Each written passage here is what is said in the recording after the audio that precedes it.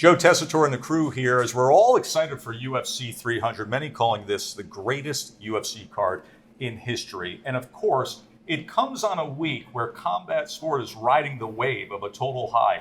WrestleMania with this crowd right into UFC 300. So we have gathered WWE superstars connected to MMA. CM Punk, of course, a couple fights in UFC. Shayna fought Amanda Nunes, UFC fighter.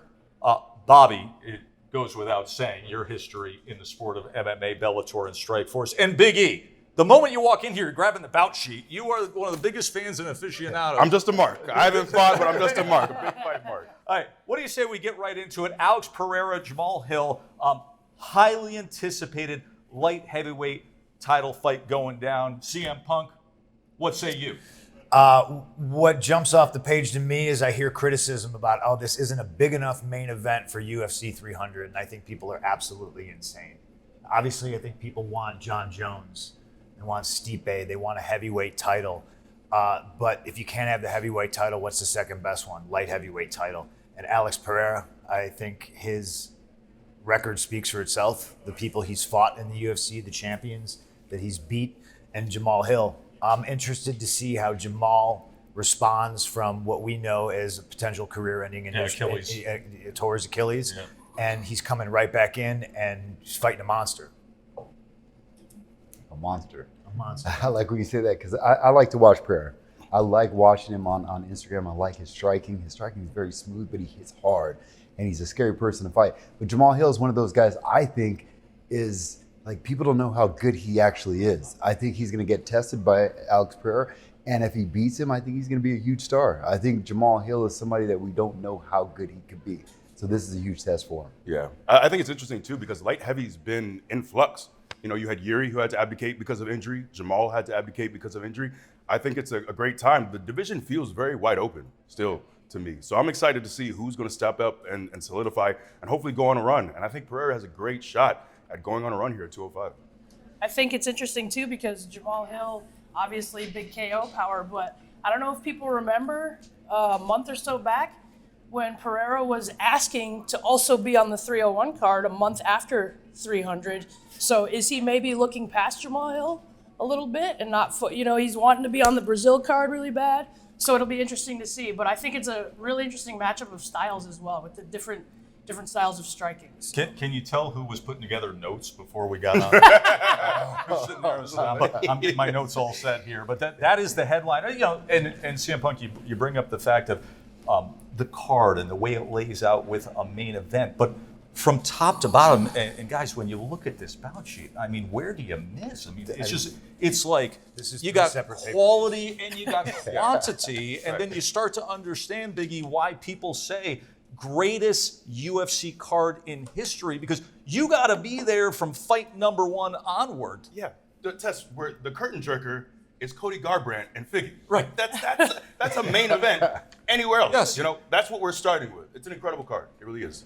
I'm interested to see what the Vegas crowd does because they're notorious for showing up way late. Right. And these are all fights that you can't show up late for. Yeah. Like you said, Figgy and Garbrandt, Jim Miller, Bobby Green. I want to see that. That's a main event of a fight night, and it's the second fight of the night. Insane. Well, let's put that out there. What is the fight? All right, we already got to the headliner, right? The title fight. But what is the fight on this card that you are most looking forward to? Bobby, I'll start with you, and you can go right around. Ooh, man, I can't say just one because from a wrestling background, I love Bo Nichols. And I've heard big things about him. He's an American Top Team guy. And I talked to those guys down there. They said he's a real deal. So I don't know how far he can go. But, of course, I don't know if he's getting tested really in this fight. But I think Bo Nichols is a tough one. But I'd like to see the Gaethje Holloway fight. That one is one that I keep going back and forth because Gaethje is a Colorado guy. And I lived in Colorado a long time, and I met Gaethje, and I like him. He's a super dude, but Max Holloway, same way. And both of those guys, I think both of those guys could be stars. If there was 2 weight classes, they would both be champions. But I don't know. I think that's the one that's crazy. Yeah, it's the card is so stacked. But that's the one for me. It is. Max and Justin, and also the last time we saw Max move up to 55, he got put on him a little bit. So that's what I'm interested to see. how Max holds up at 55. He's looking so much bigger this time, though. Yeah, than he did that's true. He last has time. had time So he's had some time to to put fill weight out. on. Yep. But Gaethje, to me, greatest action fighter of all time. There's always that thing though when in combat sports, when you put on weight, that first fight sometimes it's not always there. It could be the conditioning, it could be the power. You settle into a weight class, so It takes obviously time. it takes time to settle into a weight class. What's the one for you that you circle, Punk? I mean, literally just scanning it, I'm excited about the main event. Gaethje Holloway, I think, is the easy one that jumps off the page. And I think because they're both such fan favorites, it's hard to pick. You know, you want to see those guys fight people that it's easy to say, I don't like them. I want to see a Holloway beat this guy. Bo Nickel, just because he has such superstar potential. Holly Holm, Kayla Harrison. Can Kayla make the weight? Like, there's a lot of exciting questions going into that. Sadiq Youssef, Diego Lopez, absolutely insane. Jalen Turner, Renato Moicano. You'd think I'm getting paid to tell you to order the pay-per-view, but like I'm just such a fan of MMA. It's insane. Charles Oliveira, Arman Tsarukyan. Like what? Oh, like, that's a huge one. I want to that's see a that one also. huge one. And I wanna like see you that talk one. about something that has like title fight implications. Like I know Shayna knows that's the one. Yeah. I think, like, obviously, as a fan of the women's fighting, I'm interested to see how Kayla Harrison does against someone like Holly Holm, who, obviously, being a part of Ronda Rousey's camp, I've spent a lot of time studying. And I mean, Holly's, you might say she's at an age where age is catching up to her, but Holly's style has always been very conducive to very aggressive people coming towards her, right? When you look at some of the fights she's had where they don't press the action, it's a little bit less dominating, but if they go at her, and Kayla is an aggressive fighter. And so it'll be interesting to see if Holly Holm still has that in her, and then to really put a test to Kayla. That's the one I'm gonna. I mean, obviously the easy answer, Gaethje Holloway, could possibly be. But let's not take away, and Aljamain never gets respect. Right. And I think that's a great fight also. Aljamain, like we were talking before, I think Aljamain is great at every aspect of MMA. But he has a striker. He has a tough striker that he's going with counter. So that's a tough one also. A fun matchup is Jim Miller and Bobby Green. Boy, they're going to be throwing. That's going to be a good hype one. Jim that Miller's could be old, anywhere. and he hasn't even lost Old. his step. Quit saying old. No. Ageless wonder, Jim Miller. How old's Holly Holm? Yes, but I said the same thing about her. So it'll be interesting to see her that age. is an interesting thing. We're seeing that now. Like Yeah. we just saw it, the featherweight title fight. You know, we're seeing guys that once they hit 35, you know, things change. You know, and 35 is an age you maybe should possibly not start a fighting career. But I've never been. Excuse me. Hold on. Experience. I did the same thing. I just always want people to know that I'm the level. And I know. You know what I mean? I'm very self-aware. You would not advise that. You were saying. And you know, and so many questions, you know, about age. Is it time? You know, like, and you know, we're gonna find out. But that's why I really like the Jim Miller Bobby Green fight, because it's just like, you know what? It's just two old school dudes, and they're gonna get out there and they're gonna throw down. By the way, the 215, 220 pound version fills out a suit much better. Yeah. not cutting and draining. Yeah, I brought a couple of suits that where I was, you know, 170, and I went to put them on, and I was like, no, these got to get refitted. You brought up Tsarukyan. He's a dog. And listen, you know, Vegas is so hot over this UFC 300. By the way, ESPN Plus pay-per-view on Saturday, April 13th. But he's a dog. Where else do you see a live dog here where you say, listen, there's an upset to be made when you look through this card? I unfortunately, I don't think it's the Bo Nickel fight. I don't think that line is pretty wide for a reason. We'll talk about him more in a moment. But where do you see a live dog here anywhere? I'm going to throw it out as the main event. I think, like I said, Jamahal Hill. We Hill. don't know how good he is. Alex Pereira, we know he is a killer and he's scary. If Jamahal Hill goes out and knocks him out, which I don't see this fight going the distance. If Jamahal Hill knocks him out, we're all going to be talking about Jamahal Hill. Sure, 100%. At UFC 200, Amanda Nunes emerged as a star. You get a big card like this, you get spotlight opportunities. There will be somebody who emerges from this as the next guy, the next star. Who do you think that could be? I think it could be Kayla. I'm really intrigued to see how she handles the weight cut. But this is a new audience, I think. You know, for many people who haven't watched what she's done in PFL, It's an opportunity to see a grappling master now in the UFC. But, has she fought at 45? This is at 35. We've seen her at 55. That's a significant cut. Yeah, especially for a woman. It's a lot harder for women to make weight. Yeah. What would she need to do? What would she need to do? Finish her in the first? She might. I mean, I think that we underestimate the ability of grabbing the stick afterwards and putting it on, like highlighting what you did. And she's someone that does that. So it's like I don't the perfect underestimate mix. It's just in the fight world as opposed to anywhere else, we get to where it's like, yeah, the fight, but there also is that aspect of being able to be, Conor, Ronda, like it's been that, and that's a huge part of it. It's all sports entertainment. right, sure. And she's someone that if she comes out, puts it on a legend like Holly, grabs the stick, she could be the new hit. I think Jamahal Hill is poised just like Kayla Harrison is, because I don't know if there's a lot of fights on this card, prelims, main card, that you could say if somebody won, it would be an upset. Nobody's going to be shocked if Gaethje beats Max Holloway, and vice versa. That's a pick'em. Oliveira Tsarukyan also.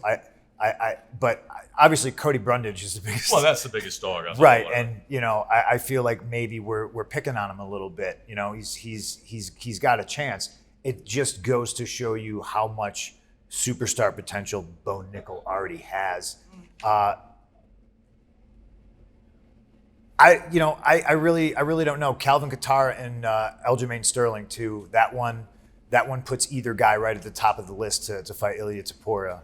It's really hard to call what could possibly be an upset, but if you're asking me who could have superstar potential, it's Jamahal Hill. All right, let's get into the Bo Nickel conversation. I want everybody's take here. All right, he's sitting here at 5-0. Obviously, was a NCAA champion at Penn State. He's tearing through this stage of his career as can't miss, rising blue chip prospect, heading towards title contendership as things go on. Where can it all go, Big E? I think title. I think he's a future champion. Obviously, there's a lot of excitement when he gets into MMA because he's an incredible grappler. But the question is, how's he when he stands up? Mm-hmm. And seeing him finish guys with one punch has blown me away. Like seeing his poise, seeing the way he carries himself. I think he's a future champion. Shayna? Yeah, I mean, as someone who trained for a few years with an Olympian, there's something different about the level, just mentally, of an Olympic athlete. And I think that mentality, on top of the fact that I believe, and everyone argues, wrestling is by far the most important base that you can have in mixed martial arts, and he's already maybe the best in the entire UFC at that. The sky's the limit for that guy. Now, have we seen him tested against someone who can defend and punch him in the face and then see him on his back foot a little bit? Right. No, but maybe we won't ever see that. You know what I mean? Like his wrestling is that good, so that'll be interesting. Yeah, there's always that find out moment in combat sports, right, where you face extreme adversity. It's easy to be a front runner, right? Mike Tyson was that in his stages of his career, and then you sort of find out what he doesn't like. But there's always that moment. Where are you on Bo Nickel? Bo Nickel's a guy, you watch him, 5-0. Nobody can touch him. The only person that can beat him at this level is probably himself. But I know how serious he takes this, and I know how he trains all aspects of it. But he's already masterclass at the best base for mixed martial arts. You see a guy like that, and I immediately think, well, who's the middleweight champion? Okay, what's the next middleweight title fight? Like, where is he at? And there's a big middleweight fight coming up to decide who the number one contender is. Bo Nichols wins this, I put him, front and center in Saudi Arabia for the number one contenders fight, just to spice things up a little bit. Yeah. Good booking. Yeah, correct. I've already talked about Bo Nichols. I'm huge with Bo Nichols. I mean, coming from a wrestling background, everything that Shayna said, I agree with. Wrestling, I have a special place in my heart for wrestlers. So just his mental toughness and just listening to him talk with the confidence that he has, he's calling out big name fighters early on. You don't normally do that. And I think when he's calling them out, he's not calling them out trying to get his name out there, trying to be cocky. He truly believes it. And I think if they gave him an opportunity to fight some of those guys, I think he beats him. All right, let's talk about a different kind of wrestling and the connection to what we're discussing with UFC, because four of the best WWE superstars here as we continue to discuss UFC 300. But listen, we've discussed this. There's a buzz in your locker room around the big events, the big fights. What is it about MMA that in your world, in this world, at WWE, that makes that connected feel? I think that fighting is so intrinsic to what we as humans are that it's not even just our locker room. And obviously with what we do, it's all very related. And not to start a whole nother discussion, I've gone on and on about the relationship that professional wrestling and mixed martial arts have. But just as basic animals, fighting is so instinctive and like carnal to what we are that it immediately grabs someone. So I think when you get people that are athletes that learn techniques used in fighting, and we get a chance to watch somebody else do it as we're not a part of the show, and we can just be on the outside and we're not in it, you know? I think it's very, very compelling.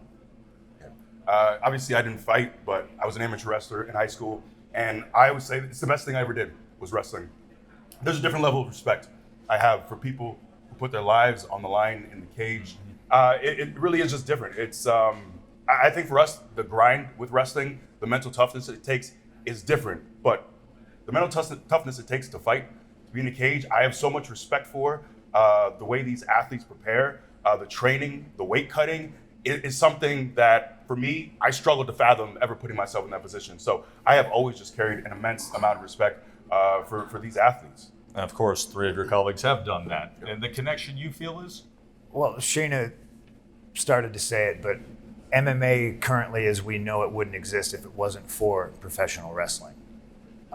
Conversely, the fun flip side of the coin is I know so many people that if MMA was a viable option like it is today to make a living and get paid, never would have got into professional wrestling. Oh, interesting. You might be one of them. Yeah. Honestly. That, you know, a guy like Ken Shamrock was a pro wrestler, maybe before he was a fighter, right? Ken went where the money was at the time. Look at him now. You know, a guy like Kurt Angle, I look at and I go, Kurt never would have been a professional wrestler. Kurt would have been scouted and almost drafted into MMA. A super gym would have found him, and with his accolades, his amateur 100%. Yeah. Well, I mean, look, go back to Bo Nickel. Yeah. Right. If MMA didn't exist as we know it today, look at all these guys that would be pro wrestlers. He'd be in NXT right now. I'm dead serious. Yes. You know, We need so something. as human beings, Shayna said it, it's in our DNA. When you're born, you start crying, you're communicating. Fighting is in our DNA, and to me, mixed martial arts is the ultimate test that you can put yourself through. I love hockey. I'm a huge hockey guy, love the culture. Hockey to me is a microcosm of life. You got a team, it's your family, somebody picks on your little brother, you drop the gloves, you give him a 1-2, you sit in the box for 5 minutes, you come back out, we're good? We're all good. Okay. Let's play. But it's very much a team sport, you know? Not one person can win a Stanley Cup. And MMA is a team sport in regards to your team helps you train, your team sharpens your skills. But when you're in the cage, you are by yourself. Mm-hmm. And if you're having a bad time, maybe you can't even hear your coach anymore. It's sink or swim and it's survival, and it's 100% up to you. And that, to me, is romantic. Bobby, how do you define the connection and the attraction from WWE world to UFC? I think several different ways. One way I like to talk about is, and I say this and I say it very loosely, in order to make a babyface, you got to have a heel. And that's the same way in MMA. Some of these guys are starting to become stars, and some of these guys are trying to become stars. When you have that antagonist, when you have the good guy and the bad guy, and people are more drawn to it, it's still storylines. Every one of these guys, there's a storyline between it. See, we do storylines in our business, and their storylines are starting to develop in their business. That's why I think it's so similar. It's so parallel. So when we go through the card, it's like, you know, when you had a famous one that we all know, John Jones and Daniel Cormier. That was, man, that to me was pro wrestling. I was looking at it from pro wrestling eyes. but it was cool to see it in the cage. And I think it's still the same way. Connor always talks about it. You fight me, I'm going to make you famous, call off, and so that's what I like about it. I like the stories, because before when MMA, I was way back when it first started out, it was just people fighting. Remember? We were just fighting. It was backyard. It was like we were fighting and trying to make it bigger. And once it started taking on a little bit of the storylines and a bit of the characters, that's when MMA really started blowing up. So as we talk to these guys right now, we're talking about characters. This is a fascinating conversation, and you guys are so impressive, by the way, with your fight IQs. It's off the charts, beyond impressive. But this should really be a fight party for UFC 300. You guys should be a fight party and a watch party here. This is what it really should be. I can only imagine. Yeah, just a watch party. I can only imagine.